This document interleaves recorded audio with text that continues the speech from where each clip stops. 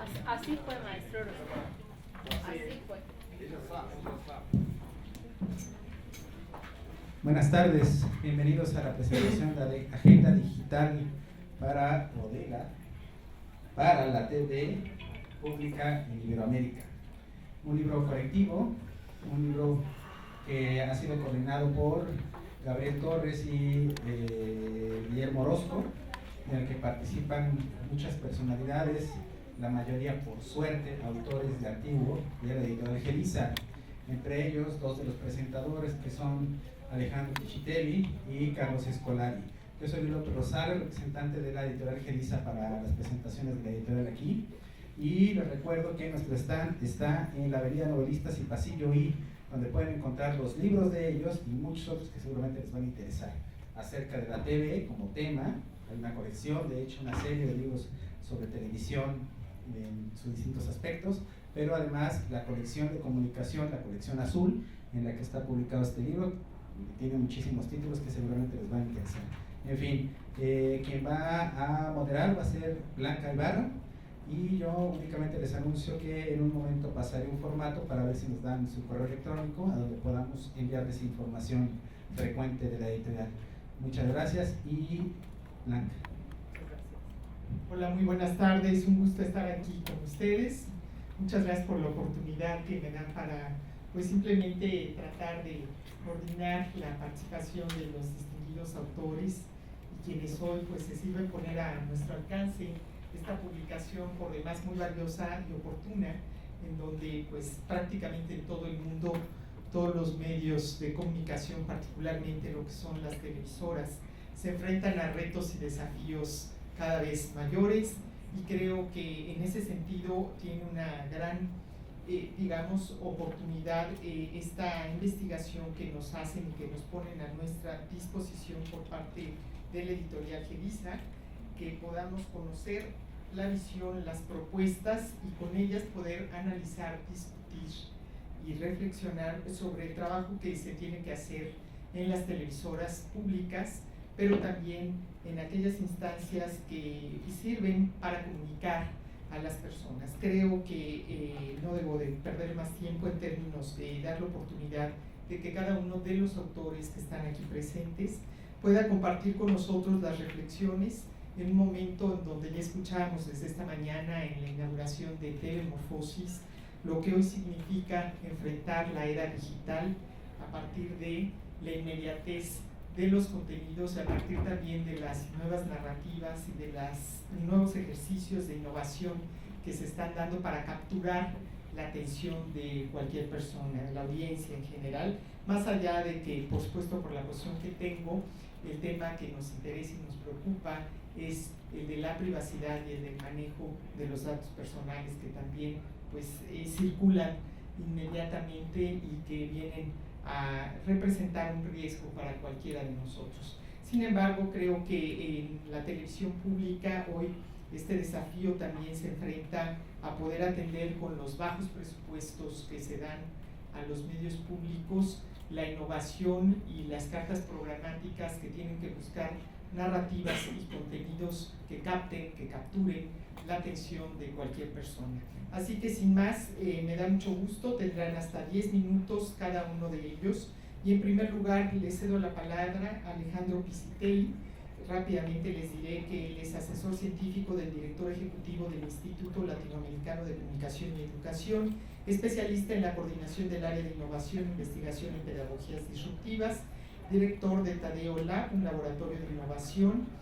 Además es titular del Laboratorio de Innovación Pedagógica en la carrera de Ciencias de la Comunicación de la UBA, ha publicado numerosos artículos y profesor de la Universidad de Buenos Aires. Bienvenido y muchas gracias, Alejandro. Bueno, gracias a vos, Blanca. Es una alegría verlo a Pérez en la primera fila, acá mirándome seriamente. Estamos con un grupo de amigos, nos encontramos por 10ª vez acá en este espacio de Telemorfosis, y en este tiempo en el mundo han pasado una cantidad impresionante de cosas. y muchas están tratadas en la Agenda Digital para la TV Pública en Iberoamérica, donde bajo la coordinación de Gabriel y de Guillermo, 4 autores, trabajamos distintos temas. Guillermo y Carlos seguramente van a abundar más en los contenidos y Gabriel en el marco general, así que yo quiero hacer un par de preguntas o un par de señalamientos más globales, que tienen que ver con una pregunta que me hago todos los días, no digo desde que nací, pero sí desde hace bastantes años, es ¿en qué mundo vivimos? Y el mundo en el que vivimos aparentemente es un mundo donde se van incrementando los conflictos, donde hay visiones bastante apocalípticas, aunque en los últimos años tenemos autores que se llaman neohumanistas, que consideran que las cosas no son como la prensa nos cuenta, la prensa convencional, y sí que hay elementos positivos y que estaríamos viendo en el mejor de los mundos posibles, lo cual ya nos plantea un gran desafío conceptual para entender, ¿estamos viendo en el peor o en el mejor de los mundos posibles? Estamos viviendo en un mundo de grandes tensiones, y esta mañana en alguna de las mesas se habló de que esas tensiones a lo mejor tienen que ver, y también en el almuerzo, a lo mejor tienen que ver con la hipercomunicación. No casualmente Manuel Castells, que es una de las personas que mejor entienden lo que está pasando en este mundo, y justamente una conversación, es un libro de conversaciones, él se llama ¿En qué mundo vivimos?, que hizo con Maite Pascal en el año 2006. Ahí, entre otras cosas, Castells lo que planteaba era esta cuestión de a mayor comunicación, menos poder, algo que va a retomar Moisés Naim un tiempo después. Es bueno hacer ejercicios en futuros, en perspectiva, en futurología, porque no nos gusta demasiado el mundo que tenemos, y queremos crear uno bastante distinto. Estamos creando permanentemente nuevos marcos temporales y espaciales. Esto es interesante, ¿no? Esta cuestión de que nos parece natural, así como nos parece natural el smartphone, y solo tiene 12 años, nos parece natural tener conversaciones por Skype o por FaceTime o por cualquiera de estos medios con gente que está a 5.000, 10.000, 15.000 kilómetros de distancia, y donde se vuelve cotidiano esto de tener a la gente lejos pero tenerla cerca. Estamos viviendo en un mundo donde básicamente lo que tenemos es un path dependency, ¿no? O sea, se generan ciertos fenómenos, se generan ciertas estructuras, sobre todo de poder, y después es muy difícil revertirlas, después es muy difícil volver para atrás. Una vez que se generan estos caminos se vuelven como inevitables, o al menos así lo creemos o nos los hacen creer, ¿no? Nada es como entonces, vemos esta licuación de poder, vemos un tema muy poco entendido, que es el tema de la demografía, cómo está cambiando la demografía mundial. Y esto tiene unas consecuencias absolutamente increíbles, porque como la demografía mundial en muchos lugares está tendiendo a cero, esto tiene mucha influencia, entre otras cosas, por ejemplo, en el PBI per cápita, ¿no? Que prácticamente si la demografía no crece, el PBI per cápita baja y que genera fenómenos rarísimos. Estamos viviendo en un mundo de desigualdad creciente. Todo esto que tiene que ver con la agenda digital, bueno, tiene que ver todo esto de la agenda digital porque esta es una agenda digital para el mundo que se está formando, este mundo gaseoso, este mundo líquido, este mundo vaporoso, este mundo incierto, donde la digitalización lo está cambiando todo. Y en ese sentido, en algún momento de estos 10 años, algunos también fuimos atrapados por esta idea de la digitalización y llegamos a creer que la televisión iba a desaparecer, que era como una especie de que, bueno, los medios van evolucionando, pero algunos van muriendo. De hecho, tenemos una enciclopedia de los medios muertos, que la hizo un curador, donde tiene unos 200, en la web tiene como 250 medios muertos. Y en algún momento pensamos que la televisión estaba muerta, que Internet era la forma superior de la televisión, y después nos sorprendimos, ¿no? Y nos dimos cuenta que en realidad la televisión convivía bastante bien con Internet, y que la televisión tenía muchas cosas para enseñar de Internet. Y la agenda digital creo que pertenece a una especie literaria, que son los toolkits. Los toolkits son estas herramientas que nos permiten imaginar y diseñar comportamientos, nos permiten tratar de entender dónde estamos metidos y operar de una manera diferente. Y si la agenda digital apunta a ser un tipo de toolkit, entre los valores que tiene es un toolkit que nos lleva para el diseño de la complejidad, el diseño de la interactividad y el diseño de audiencias poco convencionales. En definitiva, y con esto termino, la agenda es un aporte a una reinvención de la ecología mediática. La agenda es un intento hecho con muchas personas, porque si bien los autores somos 4 o 6, la gente que ha participado en Metamorfosis han sido centenares de personas a lo largo de estos 10 años y hemos formado una banda creativa, hemos formado una comunidad divertida, una comunidad desconfiada y una comunidad que está intentando, y creo que lo está demostrando muy bien el tema elegido en esta oportunidad de la inteligencia artificial, de encarar los problemas que importan, abrir conversaciones que importan en tiempo real y no quedar rezagado y no quedar totalmente descolocado de las cuestiones que realmente valen la pena. En ese sentido, les recomiendo que lean la agenda. A nosotros nos gustó mucho hacerla y creemos que salió un producto valioso, interesante, desafiante. Obviamente habrá que renovarlo permanentemente, pero es un gran aporte colectivo a este toolkit de diseño. Gracias. Muchas gracias, Alejandro. La verdad es que para abrir boca, yo diría, para abrir esta reflexión de esta tarde, que gracias pues desde luego a esta edición, a esta nueva edición de Metamorfosis, hoy podemos estar aquí reunidos desde distintas partes de este continente y desde Iberoamérica para discutir estos temas de la agenda digital para la televisión pública en Iberoamérica y justamente con lo que tú refieres de estos cambios estrepitosos que estamos viviendo, los medios convencionales, los medios tradicionales, los medios públicos, pues hoy tienen que atender la era digital y con ello todos los cambios que impactan en el día a día para que con base en ello pues no solamente podamos dispensar, digamos, podamos enfrentar aquellos problemas que en cualquier país se están dando, particularmente en Latinoamérica, y que están relacionados con esta mayor comunicación a la que tú refieres y con menos poder. Efectivamente, hoy la comunicación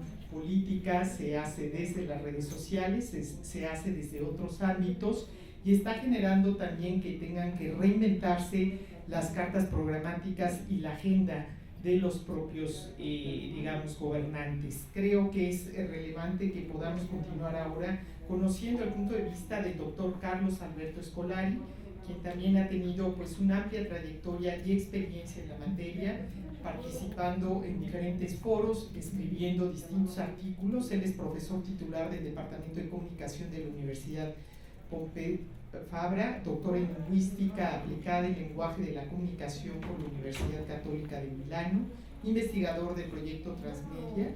Desde el año 2000 ha dictado conferencias, cursos y talleres, y en 2009 fue investigador visitante de la Universidad de Toronto y 2013 en la Universidad de Nueva York. Carlos, bienvenido y qué gusto que estés aquí. Muchas gracias. Gracias por la presentación y gracias a ustedes por sumarse a este evento. Yo creo que Alejandro marcó un poco el marco general, ¿no? de donde emerge este tipo de conversaciones y que se materializan en este volumen. Yo siempre digo esto, bueno, yo digo un programa de doctorado y le insistimos mucho a los alumnos y alumnas del programa. Ustedes saben que hay una presión muy grande por escribir papers, ¿no? Para ser investigador solo tiene que hacer papers. Y nosotros justamente queremos que nuestros estudiantes del programa de doctorado aprendan a escribir papers, aprendan a hacer pósters, aprendan a tuitear, aprendan a expresarse en vídeo, en diferentes formatos, etcétera, etcétera, etcétera. Cuando nos convocaron, bueno, Gabriel y Guillermo para este libro, se nos pedía más bien un informe, ¿no? Entonces, bueno, el tono de los capítulos quizás se aleja de otras cosas que seguramente Alejandro, por ejemplo, yo no hemos escrito, o que son estrictamente científicas, o que más ensayística, poética, digamos, ¿no? Es un informe esto. Es interesante porque, por un lado, tiene mucho diagnóstico, diríamos, ¿no? Tiene una foto flash de lo que está pasando, de cómo está hoy el ecosistema de los medios, sobre todo en Iberoamérica. Tiene muchas tablas, en casi todos los capítulos hay tablas con datos muy actualizados de emisoras de televisión públicas, educativas, penetración de la telefonía móvil. O sea, cada capítulo, en función de su enfoque, sacó esta foto, digamos, cuantitativa de cómo está el panorama. Y a partir de ahí, bueno, viene toda una parte analítica en todos los capítulos. A partir de esta información básica se van desarrollando una serie de análisis, y lo interesante, y esta estructura se repite en todos los capítulos también, al final de cada capítulo, ¿no? Tenemos una serie de recomendaciones de cómo operar de cara a un escenario donde reina la incertidumbre, donde, como decíamos esta mañana y esta tarde, la revolución tecnológica es rapidísima, cuesta a todos los actores de esta ecología de los medios nos cuesta mucho fijar escenarios futuros y movernos hacia un lugar. Ya sea los profesionales de la comunicación, ya sea los que tienen cargos directivos en los medios, en la estructura, los que estamos en la universidad, los que tenemos que hacer planes de estudio, los que tenemos que planificar un máster. O sea, ¿cómo va a ser la ecología de medios de acá a 5 o 10 años? ¿Qué hay que enseñar a los alumnos? Bueno, es un tema que está todos los días en permanente discusión porque la evolución es muy rápida. Yo creo que este libro, en ese sentido, es un aporte sumamente importante porque, bueno, mapea el territorio, analiza tendencias y van dejando caer toda una serie de sugerencias, recomendaciones en todos los capítulos.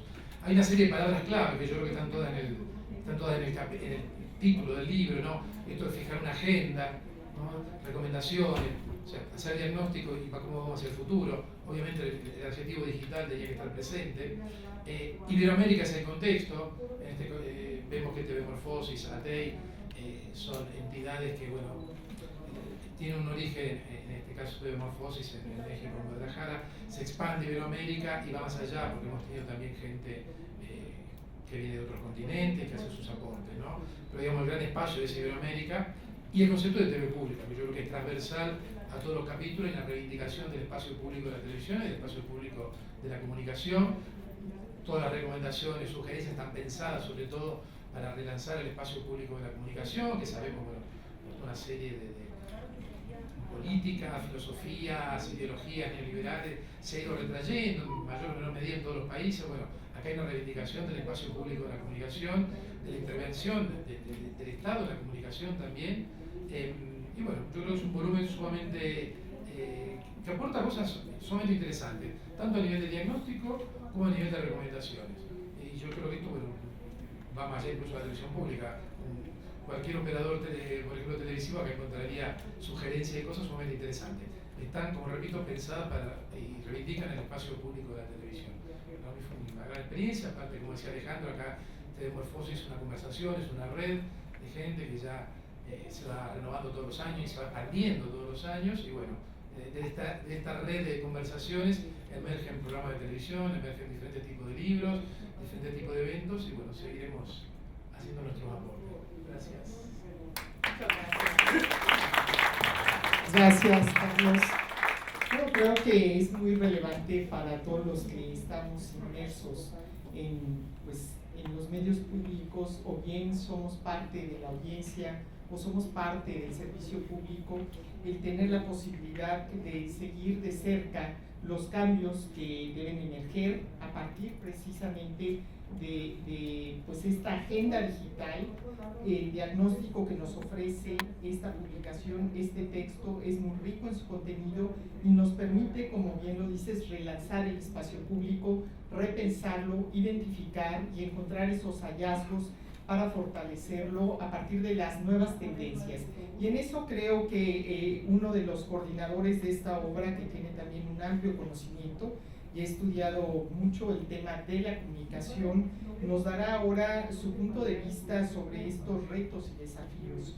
Me refiero particularmente a Guillermo Orozco. Él es investigador nacional emérito, director del Departamento de Estudios de la Comunicación Social y profesor titular de la Universidad de aquí, de Guadalajara, maestro y doctor en educación por la Universidad de Harvard, miembro de la Academia Mexicana de Ciencias, es un currículum muy amplio, director de la Cátedra UNESCO de Alfabetización Mediática, ha sido desde luego catedrático de la UNESCO de Comunicación en Barcelona, México y Bogotá, y coordinador editorial de la serie de televisión TV Morfosis.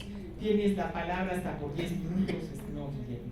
Muchísimas gracias, Blanca, y muchísimas gracias a todos ustedes aquí presentes y a la editorial Gedisa por hacer esta presentación.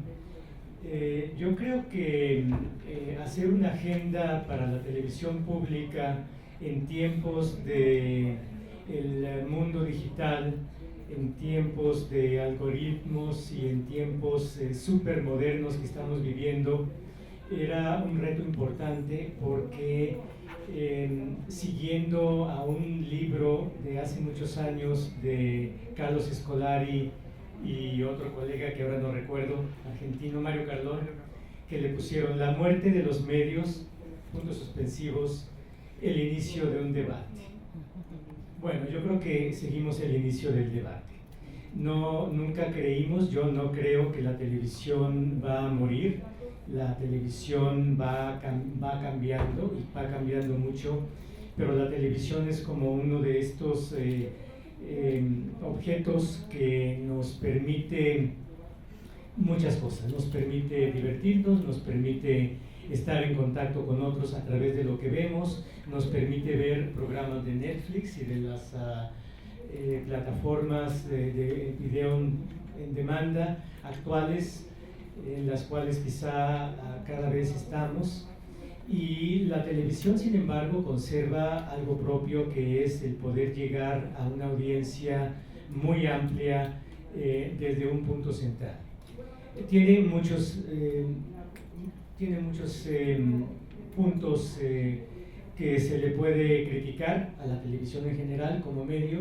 Sin embargo, me parece a mí que tiene un gran poder, que puede enviar mensajes para grandes audiencias. Las audiencias de la televisión en general, público-privada, han disminuido, pero sigue manteniéndose un buen número de televidentes. Nosotros mismos somos televidentes algún rato del día, otras veces internautas y otras cosas. Pero ya más en concreto, con la agenda de la televisión pública, ciertamente hicimos un diagnóstico y luego hicimos propuestas. El diagnóstico es importante y nos dimos cuenta que en Iberoamérica hay 2 o 3 puntos muy importantes. La televisión pública ha estado raquíticamente sustentada por los gobiernos.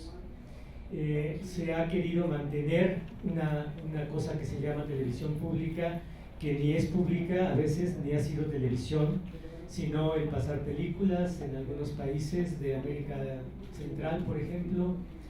No ha habido una producción propia en muchas televisoras, no ha habido el interés por vincularse con el público, sino simplemente por cumplir el presupuesto y decirle al gobierno en turno que gastaron bien los pocos recursos que les dieron.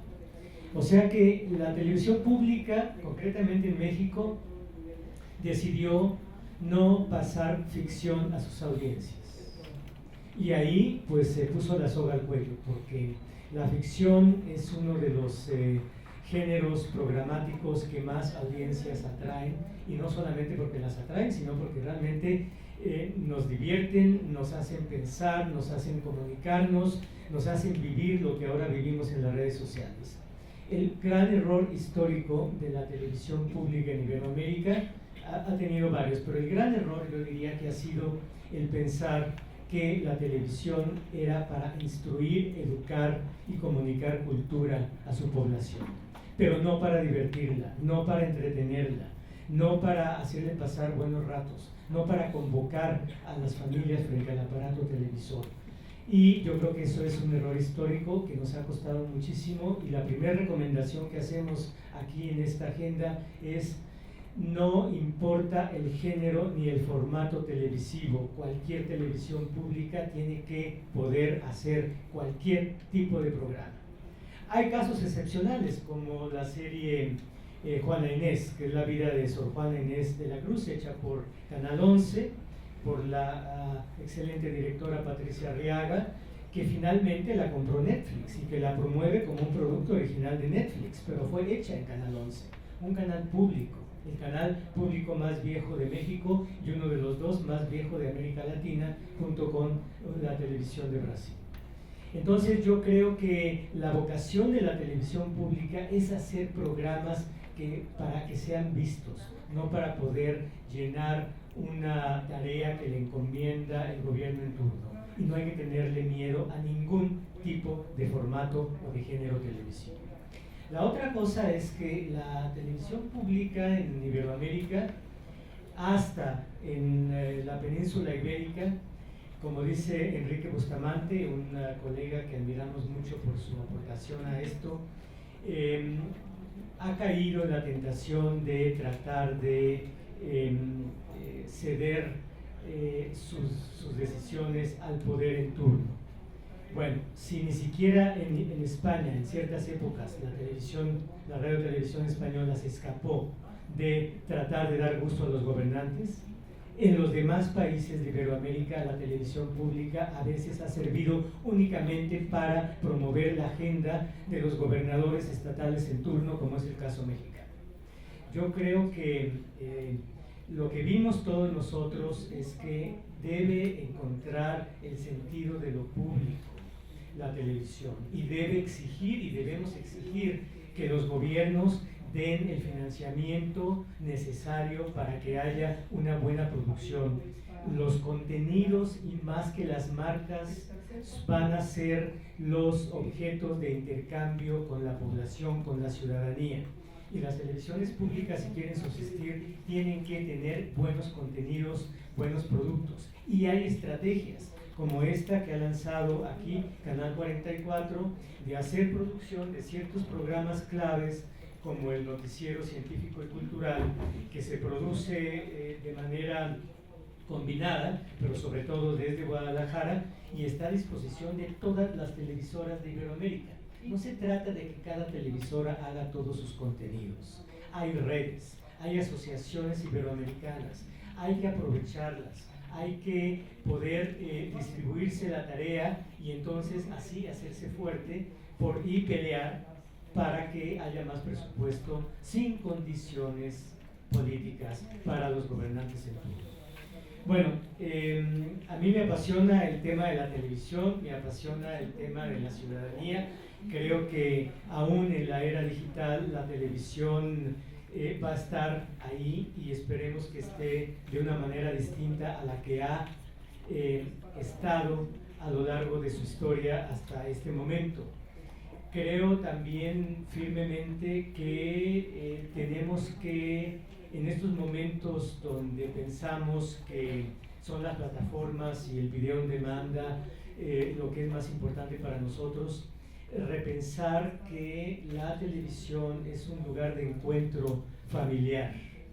La televisión es una ventana que nos permite vernos conjuntamente y disfrutar de cosas que son interesantes y nos ayudan a pensar también.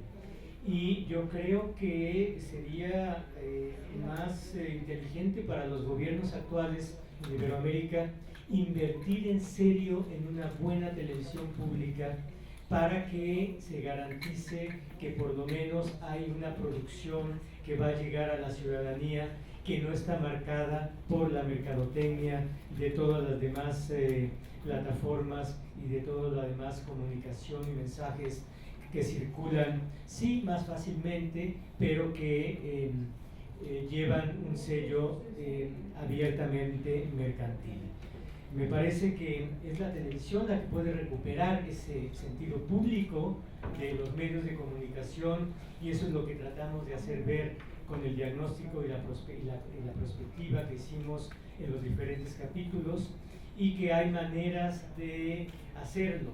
No hay que pensar en las pobres televisoras de un país muy pequeño, digamos uno centroamericano, que no tiene recursos pero que tiene que decir que tiene una televisión pública y que solamente pasan unas 4 o 5 horas de programación y la programación son documentales o películas viejas de cine de otros países. Eso no sirve prácticamente de nada. Yo creo que hay que exigir tener buenos medios públicos dentro del mundo cada vez más mercantil y exigir a nuestros gobiernos el apoyo necesario para poder tener una televisión de calidad, porque el problema no es que no se sepa hacer. Esta serie de Sor Juana Inés de la Cruz es el mejor ejemplo de que no falta calidad en la producción, en la dirección, en la invención de temas, sino que lo que falta es voluntad política por una parte y presupuesto de los gobiernos para mantener una televisión pública fuera de todos los límites de lo mercantil. Entonces yo, bueno, agradezco a mis colegas que han contribuido a este debate y a esta propuesta porque cada capítulo tiene énfasis distintos, algunos son más enfocados en un diagnóstico y a partir del diagnóstico se sustentan propuestas, otros son más enfocados en tendencias hacia futuro y a partir de eso se adelantan propuestas para seguir las tendencias. O sea que dentro de la unión de pensamiento y aportación de cada uno de los autores, somos 6 participantes en este libro, hay también diferencias, hay juicios. Yo lo que agradezco muchísimo es que hayamos podido conjuntar estas perspectivas, tradiciones, conocimientos de cada uno de nosotros en una propuesta conjunta que termina con una propuesta de una medición, entre comillas, diferente de la audiencia que nos interesa.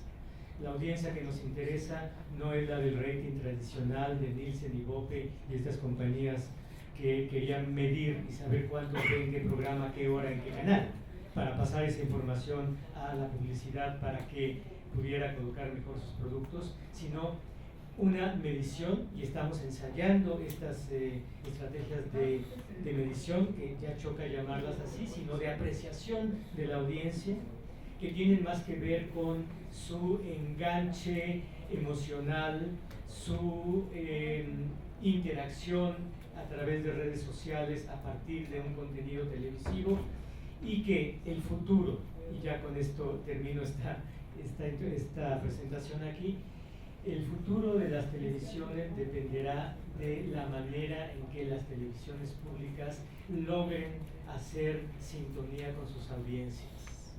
Es lo que históricamente les ha faltado y es lo que para poder sobrevivir en el futuro es necesario. Hay que tener una permanente comunicación con las audiencias, construir junto con ellas y ofrecer contenidos de cualquier tema y no solamente lo que consideramos educativo o cultural, porque esos no entretienen, esos aburren, aleccionan. Entonces creo que nos espera un gran cambio para la televisión pública. Hay ejemplos en América Latina y en México particularmente, las televisoras universitarias como la de la UDG están en esa línea y en ese esfuerzo, y esperemos que la reacción de los ciudadanos y de todos ustedes interesados en la comunicación pues sea acorde a estas propuestas y que juntos vayamos haciendo otras propuestas para mejorar nuestra televisión pública. Muchas gracias. Muchas gracias, Guillermo. Sin duda, pues me gusta mucho esto que planteas, el origen de aquellos que ya tenemos varias décadas, que era el encuentro familiar a partir de un aparato, de una televisión que había en casa, y que creo que hoy se ha perdido frente a la irrupción precisamente de estas aplicaciones, nuevas plataformas, nuevas tecnologías, que sin embargo desde luego tienen otras bondades. Creo que hay que repensar, y qué bueno que sea en este ejercicio de Telemorfosis, en esta edición de Telemorfosis, en el marco del mismo, que se presente esta publicación para provocarnos, para invitarnos a reflexionar como audiencia o bien como servidores públicos que estamos o que han estado encargados de televisoras públicas, para saber hacia dónde encaminar el trabajo, los contenidos, las narrativas, que busquen al final del día, pues no solamente, como tú bien señalabas, aquello en donde se pensaba que era para formar, para informar, sino también para entretener, para divertirnos y para contribuir, ¿por qué no?, a la unidad nacional en muchos sentidos. Para mí es un privilegio presentar a continuación al maestro Gabriel Torres Espinosa, quien tengo el gusto de conocer pues ya desde hace varios años, y quien ha sido, ustedes lo saben, un gran impulsor de estos debates, de estas reflexiones y de estos ejercicios. Gran parte de nosotros estamos aquí gracias a este impulso que ha dado a la serie de televisión Telemorfosis, que nos obliga a repensar el trabajo que se hace desde los medios de comunicación, desde los medios públicos particularmente. Gabriel Torres, bueno, solamente pues daré 3 datos, además de que es el director general del Sistema Universitario de Radio y Televisión y Cinematografía, el Canal 44 de esta universidad, presidente de la Asociación de Televisoras Educativas y Culturales Iberoamericanas, y ha sido sin duda pues miembro y presidente del Consejo Editorial de Notimex, del Canal del Congreso y de muchas otras instituciones, con toda la autoridad que tiene, pues para compartir con nosotros lo que él ha vivido en estos años. Yo le planteo pues dos preguntas a alguien que es mucho más joven que yo: ¿cómo recuperar la magia de la televisión pública en este momento de la era digital? Y por otro lado también cómo sobrevivir, cómo pueden las televisoras públicas sobrevivir frente a contenidos que están a disposición de cualquiera en los medios digitales que tenemos a nuestro alcance. Tienes la palabra, estimado Gabriel. Muchas gracias. Pues un placer poder participar en la presentación. Ya lo hicimos en Bogotá, en el marco de Metamorfosis Colombia. Fue la primera presentación oficial de esta agenda calientita que viene como el pan recién hecho, salido del horno. Muy orgulloso además de haberla presentado en Editorial Gediza, a mi modo de ver, la editorial más robusta, y no es un cebollazo que esté aquí el director general de Gediza, que nos distingue mucho que se hubiera dado tiempo de venir el número 1 de esta editorial a la presentación de este libro en particular. Nos distingue de verdad, Alfredo, que estés aquí con nosotros, que nos acompañes, que nos alientes, que nos entusiasmes estando aquí escuchando de qué trata este libro que hicimos, y que estoy seguro que va a tener un movimiento muy interesante. Bueno, es un libro de cinco capítulos de 230 páginas, pero permítanme iniciar, antes de responder las preguntas que me deja Blanca Lili Ibarra, darles un poquito del antecedente de cómo surge el libro. En 2016 yo me presento como, ya después de haber sido miembro del Consejo Directivo de la Asociación de las Televisiones Educativas y Culturales Iberoamericanas, me presento en la Asamblea General como aspirante a dirigir la ATEI, el Consejo Directivo de ATEI, y una de las propuestas del plan de trabajo que en su momento presenté fue que pudiéramos hacer un documento diagnóstico. Todavía no sabía cómo, todavía no sabía con quién, pero sabía qué queríamos hacer, y presenté en su momento como propuesta a las televisiones en la Asamblea General en San Luis Potosí en octubre del 2016. Una de las propuestas era hacer una agenda digital para la televisión pública iberoamericana, que fuera un documento de diagnóstico y acompañamiento para las televisiones públicas en el proceso de cambio digital. Imagínense de este tema en 2016, ahora estamos en el 19, pero el avance tecnológico ha sido gigantesco en aquel entonces. Bueno, todavía en el 16, los que asumimos, la mayoría de los que estábamos en la asamblea, todavía algunos traían el BlackBerry de teclado, ¿no? Y ahora ya ni se acuerdan de ese teléfono, ¿no? De ese tamaño son los saltos que hemos tenido desde entonces.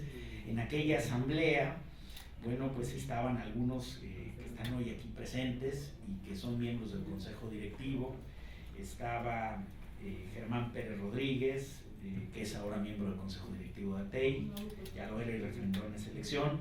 Miquel Francés y Dominique, que ahí se integró como miembro del Consejo Directivo, posteriormente secretario general de ATEI. Alexandra Falla, miembro del Consejo Directivo de ATEI, la afiliamos unos tiempo antes para ya con la idea de que pudiera formar parte de esta nueva propuesta que dirigiría la asociación. Alberto Fabián, de Argentina, y Blanca Lili Ibarra Cadena también, que fue miembro del Consejo Directivo de ATEI, y entonces directora del canal del Congreso de los Estados Unidos Mexicanos, hoy felizmente distinguida por el Senado de la República con el nombramiento de comisionada del Instituto Nacional de Acceso a la Información Pública y Protección de Datos Personales, el INAI, un organismo que en México tutela el derecho a saber, para no explicarlo con mayor profundidad. Bueno, en 2016 nos eligieron como miembros, como presidente y consejo directivo de ATEI, y planteamos ahí que haríamos una agenda. Incluso había un miembro del consejo directivo, que ya no lo es, que decía, bueno, pero no le pongan agenda, porque le hacía ruido. Formaban parte de un organismo internacional que quería hacer una agenda y que a la fecha sigue sin iniciar. Nosotros ya la terminamos, la estamos presentando. Pero era una de esos organismos que se dedican a la cooperación, pero es esa cooperación de presidium y de manteles que en los hechos no se traduce en trabajo, y que ya desde entonces nos alegaba que no le dijéramos agenda porque ellos, esa corporación que tiene, administra millones de euros, ellos iban a hacer una agenda que siguen sin hacer. Entonces nosotros nos empeñamos, le pusimos agenda, lo votamos en consejo directivo, ahí a pesar de la oposición del nombre, dijimos vamos a hacer una agenda. Segundo paso, vamos a presentar una metodología para hacer la agenda, y bueno, pues yo acudí a mi profesor, al doctor Guillermo Orozco Gómez, entonces miembro del Sistema Nacional de Investigadores de México nivel 3, hoy declarado emérito. De esos hay cortadísimos, me sobran los dedos de la mano para decirles cuántos hay en la Universidad de Guadalajara que ya son eméritos. Y le pido, oye Guillermo, pues ayúdame con tu red, porque necesito 4 expertos a nivel iberoamericano, y pues podemos pagar una remuneración simbólica, ¿no? En realidad no podemos pagar lo que vale el trabajo, sino simbólica, porque todavía eso no lo pagó ATEI, aunque ya el presidente no tenía el control de la asociación, pero esa es otra historia de otro libro que algún día tendrá que hacer Miguel. Yo tuve que conseguir los fondos desde Canal 44 para financiar la investigación. De esta manera fue que Guillermo invita a Carlos Escolari, a Alejandro Pisitelli, a Enrique Bustamante, a José Manuel Corona y a Darwin Franco, que finalmente son los que realizan la investigación. Pero antes de realizarla, en 2017, en sesión de consejo directivo, otra vez en Colombia, en Medellín, tuvimos una sesión donde Guillermo presentó a través de un video al consejo directivo la metodología, y ahí aprobamos esa metodología para hacer esa investigación, ese documento de diagnóstico. 2017. 2018, un año y medio después, Guillermo, Carlos Escolari, Alejandro y don Enrique Bustamante nos reunimos, coincidimos en Valencia en una edición de Teomorfosis y declaran formalmente terminado el diagnóstico para hacer ya algunas correcciones, entregan el primer borrador y empezamos a buscar una editorial. Yo ahí quiero decir que insistí mucho con Guillermo en que pudiera ser GEDISA la editorial, porque GEDISA tiene una colección de libros en comunicación pues muy prestigiada, con autores muy prestigiados que son leídos por los estudiantes de comunicación y periodismo, y nos parecía que ahí encajaba el tipo de documento que habíamos construido desde ATEI. En 2018 se declara terminada y en 2019 se logra el último de los propósitos, que es que GEDISA la edite y que la tengamos para presentarla en la Asamblea General de ATEI, que acaba de pasar el mes de octubre en Bogotá, en la Universidad Agustiniana, donde finalmente presentamos la agenda ya terminada, y por supuesto estábamos, nos ganaron el tiempo, pero estábamos agendados también para hacerlo aquí en la Feria Internacional del Libro de Guadalajara, e insistimos también en que GEDISA, además de la presentación que haremos en Teomorfosis, la hiciéramos aquí en este espacio como parte de un libro que en realidad trae toda una historia. No fue algo improvisado, no fue que nos juntamos a hacer un ensayo entre tres y vamos a decir ya, sino en realidad quisimos hacer toda una planeación al respecto. Bueno, me dice Blanca, tenemos 5 minutos y me hace 2 preguntas: ¿cómo mantener la magia de la TV pública y cómo hacer que sobreviva? Bueno, para responder a esto voy a responder primero con algunas críticas y luego con algunas propuestas. Primero, voy a hacer las críticas como director de una televisión pública a lo que nosotros sabemos o deberíamos saber sobre la televisión que está pasando y no nos atrevemos a decir, porque generalmente en nuestros encuentros hablamos siempre maravillas de la televisión pública, pero pocas veces decimos dónde nos duele. Y yo voy a hablar de dónde nos duele. Primero, se nos dice a la televisión pública con cierta razón que tenemos una línea editorial pro-gubernista. Y salvo contadas casos, en efecto, así ocurre. Ahora, hay una razón. ¿Por qué son pro-gubernamistas las televisiones públicas en la mayoría de los países de Iberoamérica? Porque no tienen autonomía, porque los directores los designa y los puede remover directamente un gobernador, un funcionario, un secretario de Estado, y al no tener esa posibilidad, el día que lanzan una crítica desde la televisión pública, al otro día los cesan de su cargo. Entonces hay una razón que no tiene que ver con, digamos, con un acto de complicidad del director, sino con una mecánica desde el poder de una simulación de una televisión pública que ya habló Guillermo, que en efecto América Latina no se ha querido dar, no con el modelo de la BBC, no con el modelo de la RTV de España, no con el modelo de la Deutsche Welle. Entonces, ¿por qué no tenemos una televisión con más sentido crítico? Porque no hay la suficiente independencia del poder. Si acaso algunas, donde lo logramos, como en la universitaria, es porque pues no nos designa el gobernador, nos designa el rector, y las universidades en América Latina tenemos autonomía constitucional y eso nos da cierto margen para hacer crítica al gobierno. Pero si yo estuviera en la posición de un director de un medio nombrado por un gobernador, pues estaría en la misma circunstancia. Haces la crítica, al otro día te cesan del cargo, y hay muchos ejemplos que podríamos citar. Segundo, nos dicen que somos aburridos. Y sí, la mayoría de los contenidos son aburridos. ¿Por qué son aburridos?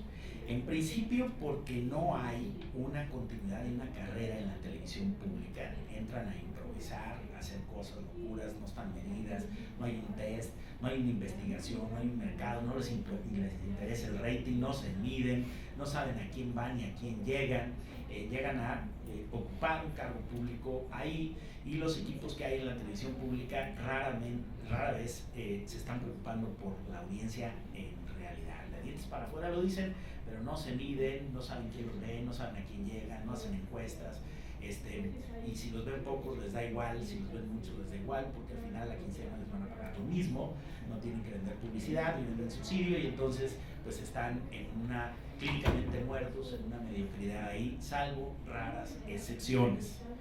Tampoco hay continuidad en los cargos, no se puede hacer carrera en la televisión pública como en televisión española, como en la BBC, como en la Deutsche Welle, porque de la noche a la mañana te corren, cambia el gobierno, se reinventa, le cambian hasta el nombre a las televisoras de un día para otro, le cambian el branding, todo, llegan y se transforman, y ya ven ahora que estamos en la época de las transformaciones profundas, Jalisco se está refundando, México está en la cuarta transformación, y todo es refundador, se tira todo lo del pasado, se inventa todo lo del presente, y estamos en esta idea, en esta vorágine de transformación, pero y en 6 años más estamos en lo mismo, y entonces, pues ¿cómo va a durar un canal que necesita hábitos, que necesita posicionamiento, si de la noche a la mañana lo estás reinventando completamente? Ahora, ¿cómo podemos, y contesto ahora sí, Blanca, las preguntas, ¿cómo podemos hacer que la televisión pública cobre mayor fuerza, la magia, y sobreviva? Primero necesitamos independencia, necesitamos trabajar en ese tema. En realidad esa es la discusión de fondo. No es solo el financiamiento, porque siempre que hablamos de medios públicos hablamos del dinero, que nos den más dinero vamos a ser mejores. Si no tenemos independencia no vamos a ser mejores. Si no logramos que los directores de las televisiones públicas sean nombrados por los parlamentos por una mayoría calificada, tengan un tiempo fijo y no puedan ser removidos por hacer crítica a los poderes públicos y al espacio público, pues entonces no va a funcionar ningún modelo, aunque le metan mucho o poco dinero.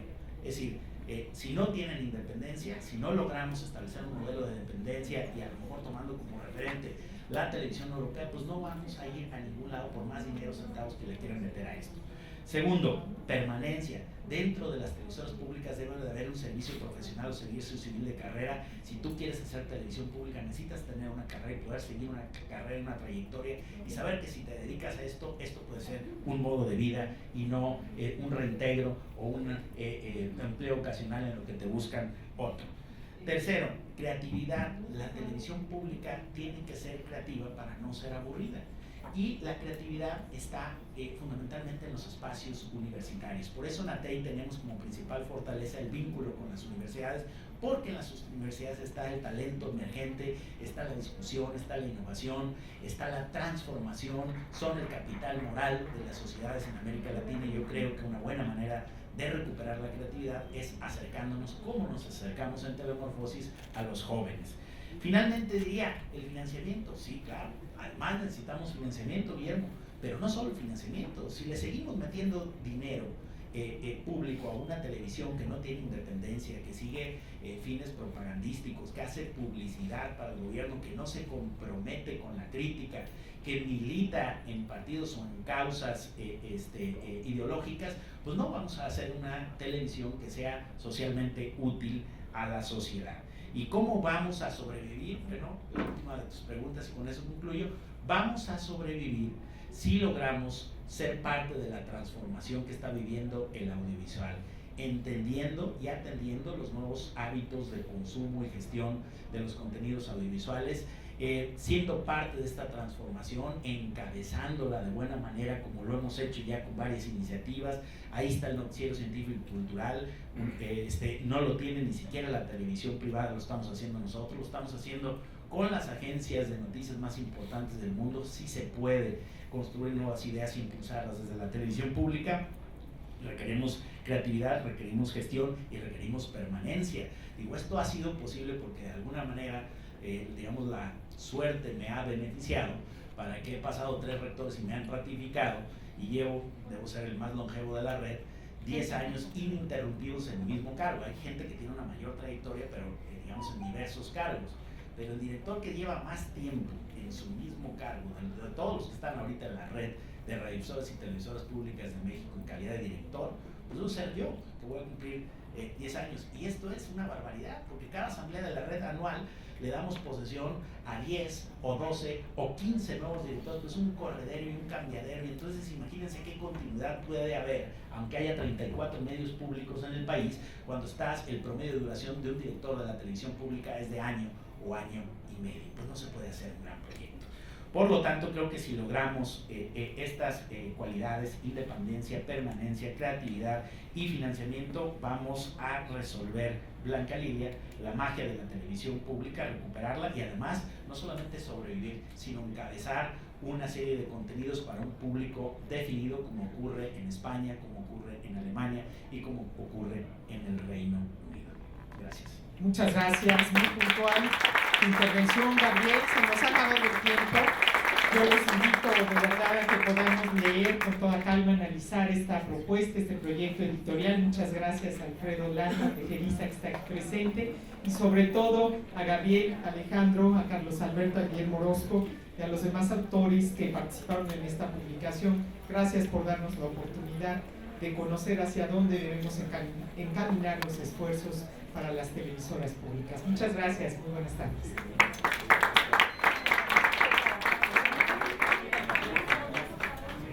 Los